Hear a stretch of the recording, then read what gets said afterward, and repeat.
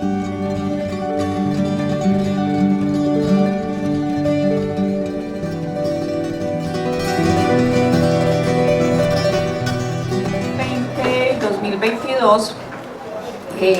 desarrollamos este proyecto de investigación con la financiación de la Vicerrectoría de Investigaciones de la Universidad. Fue un proyecto que obtuvo la financiación para su desarrollo. Nos propusimos entonces hacer una revisión de los talleres de artista en el eje cafetero.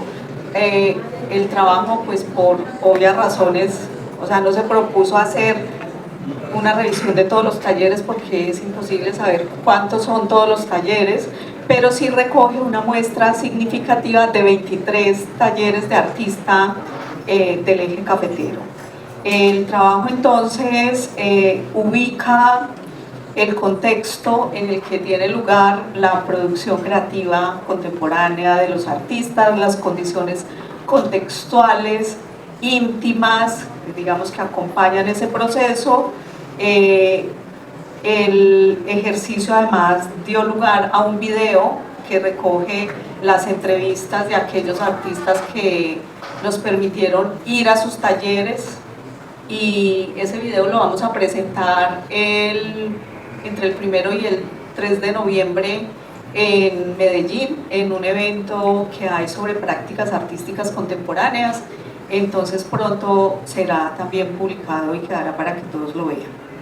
En este ejercicio entonces nosotros encontramos como 3 condiciones del taller del artista: el taller como espacio afectivo, el taller como un espacio de investigación-creación y el taller como un espacio de transmisión e intercambio de saberes, es decir, el taller como un espacio eminentemente pedagógico.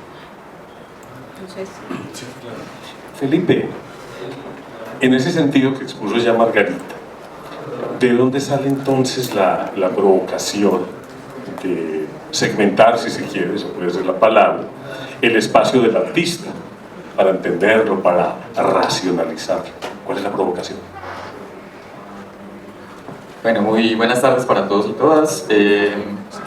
Bueno, yo creo que quisiera como inicialmente partir de que tal vez como la primera provocación con emprender, digamos, un proyecto como estos tiene que ver también como con lo que puede aportar esta reflexión como documento en términos también, si se quiere, históricos. Hace falta justamente en un contexto como el nuestro no solo fijar la mirada reflexiva sobre los procesos de creación, sino también sobre el registro, digamos, como tal de los lugares, los contextos y la manera, digamos, como esos ejercicios creativos se proyectan.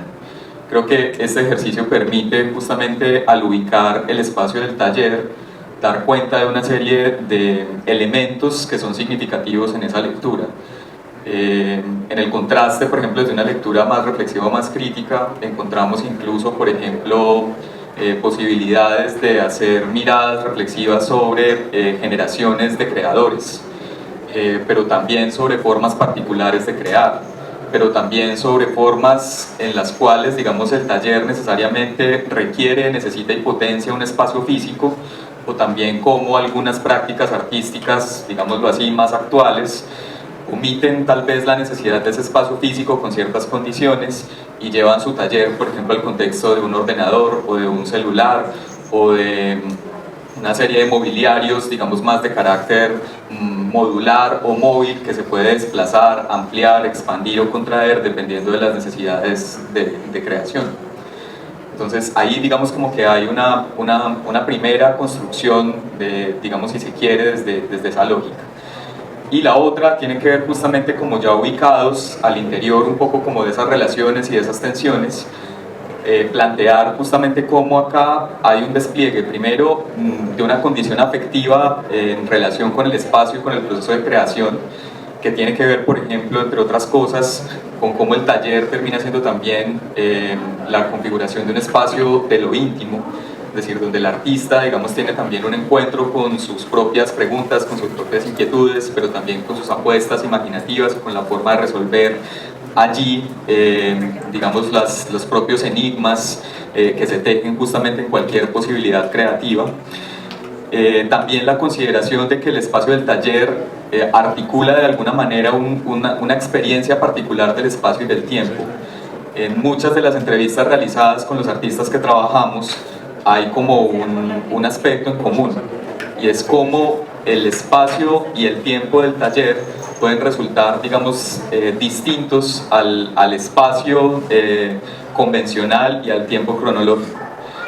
Como el tiempo de la creación es muy particular, es decir, algunos de los artistas nos decían, por ejemplo, yo a veces entro al taller a las 5 de la mañana, empiezo a hacer lo que tengo que hacer, como que llega a un punto como tal de trabajo y de exigencia importante, cuando menos pienso son las 9 de la noche y no sé a qué horas se me pasó el día.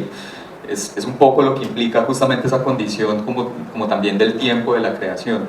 Y otro aspecto que también tiene que ver con ese ejercicio, digamos, que motiva un poco, digamos, este trabajo, tiene que ver también con que el taller tiene una connotación, si se quiere, propiamente performativa. Es decir, cada taller es un espacio en constante construcción, en constante movimiento, pero también es un espacio que habla de quien lo habita. Es inseparable de su condición, digamos, particular de creación. Y es un espacio que está constantemente resignificándose, que usa los propios recursos, digamos, que se instalan en el espacio, y a veces azarosamente termina también, digamos, por ejemplo, modificando las posibilidades de ese mismo espacio en procura de garantizar la posibilidad de la creación. Entonces el taller puede expandirse, puede contraerse, en determinado momento puede recaer la mirada, por ejemplo, sobre procesos anteriores que quedaron a medio terminar y que terminan articulándose de nuevo en una iniciativa de creación, o activando, digamos, por ejemplo, objetos o memorias que los creadores tenían guardados desde hace mucho tiempo y que en determinado momento se activan en función, digamos, de una serie de relaciones creativas que se van tejiendo en determinado proyecto. Entonces creo que hay ahí como una suerte justamente como de posibilidades que nos hablan como de la riqueza del espacio creativo. Bueno, yo creo que este proyecto nos permitió también como ver que ese vínculo se teje de maneras muy diversas. Hay una particularidad, por ejemplo, con un grupo de los artistas que visitamos, y es que tienen su taller en el espacio doméstico, entonces en la casa. Y ahí, digamos, hay como relaciones que por momentos pueden ser de tensión y por momentos que pueden funcionar muy bien, pero termina sucediendo que a veces el taller, digámoslo así, se come la casa. El taller se expande, digamos, como a todo el contexto doméstico, y termina siendo, digamos, como el eje protagonista, y a veces es justamente difícil disociar el espacio de la creación del espacio doméstico. En otras ocasiones, por ejemplo, encontramos en otro grupo de artistas, por ejemplo, más jóvenes, que tienen, digamos, por ejemplo, espacios domésticos mucho más pequeños, una particularidad, y es que son como talleres que se pliegan, que se pueden guardar.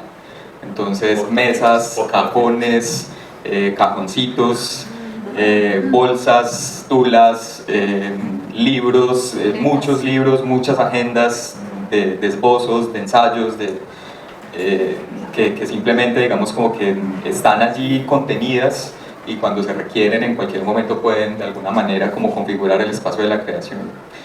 Otros, en cambio, por ejemplo, como lo decía ahora, el taller está, digamos, en el ordenador. Entonces los programas, el software, las imágenes, todos los procesos ocurren al interior de los sistemas operativos, y entonces el taller está reunido justamente en el dispositivo tecnológico. Entonces la relación, digamos, empieza a depender fundamentalmente como de esas particularidades. Empieza justamente a mostrarnos que no hay una única manera de entender ni los procesos de creación, ni los lugares de la creación, ni las posibilidades creativas, ni las maneras particulares como se tejen los vínculos justamente entre el creador y sus formas de producción. Pero sí nos muestra que siempre hay una sinergia, una relación indisoluble entre lo que es, digamos, ese creador proyecta y los espacios, los medios, los mecanismos que digamos, dispone para llevar a cabo, digamos, ese proceso de creación propiamente. Margarita ya ha anunciado a algunos artistas que se recrean aquí. Yo voy a hacer una lectura rápida porque es bueno hacer ese reconocimiento. Ana María Llano, Mauricio Rivera, Adrián Hueso, Daniel Argüelles, Erika Tatiana Orozco. Ahí se conocen los detalles de la intimidad de los talleres de ellos. Ana María Lagos, Gustavo Toro, Mario Alejandro Tobar, Juliana Bedoya, Ricardo Muñoz, Oriana Montoya, que ya la mencionaste tú, Ángela Calle, Alejandro Valencia, Laura Puerta, Gladys Méndez y Oscar Salamanca. Vimos los detalles de su taller, lo mismo el de Viviana, de Constanza Chabur, Fernando Hoyos, de Chucho, de Olga Lucía Hurtado. Margarita, finalmente es bueno retomar el tema de la Alianza Francesa. Eso fue entre el 11 de agosto y el 2 de septiembre. Se recreó allí el taller del artista, pero qué bueno para los que no tuvieron la oportunidad de asistir, de hacer una radiografía de cómo fue ese montaje. Usted ya contó que la gente puso algunos elementos y se hizo como una escenografía, pero como producto finalmente, ¿qué lección dejó?